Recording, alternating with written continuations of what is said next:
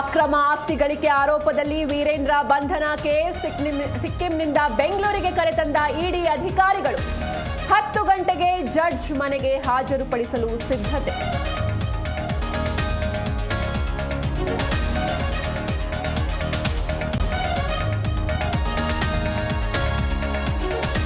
ಮಹದೇವಪುರ ಕಾಂಗ್ರೆಸ್ನಲ್ಲಿ ಭುಗಿಲೆದ್ದ ಭಿನ್ನಮತ. ಮಾಜಿ ಸಚಿವ ನಾಗೇಶ್ ಮತ್ತು ಉದಯ್ ಬೆಂಬಲಿಗರ ನಡುವೆ ಗಲಾಟೆ. ನಿಷ್ಠಾವಂತರನ್ನ ಕಡೆಗಣಿಸಿದ್ದಾರೆ ಎಂದು ಆಕ್ರೋಶ.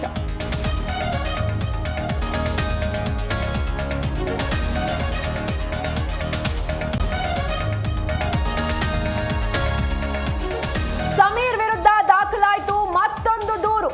ಸಮಾಜದ ಸ್ವಾಸ್ಥ್ಯ ಕದಡಿರುವ ಅಪಪ್ರಚಾರ ಆರೋಪ. ಚಾಮರಾಜನಗರದ ಹನೂರು ಠಾಣೆಯಲ್ಲಿ ಬಿಜೆಪಿ ದೂರು.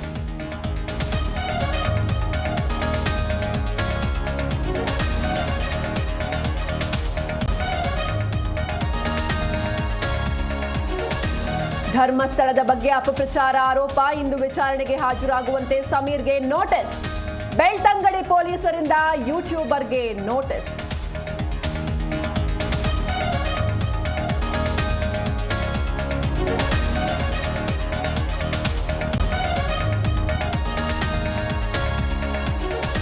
ರಾಜಣ್ಣಗೆ ಡಿಸಿಸಿ ಬ್ಯಾಂಕ್ ಎಲೆಕ್ಷನ್ ಅಗ್ನಿ ಪರೀಕ್ಷೆ. ಇಂದು 6 ಸ್ಥಾನಗಳಿಗೆ ನಡೆಯಲಿದೆ ಚುನಾವಣೆ. 7ನೇ ಬಾರಿ ಅಧ್ಯಕ್ಷರಾಗ್ತಾರಾ ಮಾಜಿ ಸಚಿವ ಕೆಎನ್ಆರ್.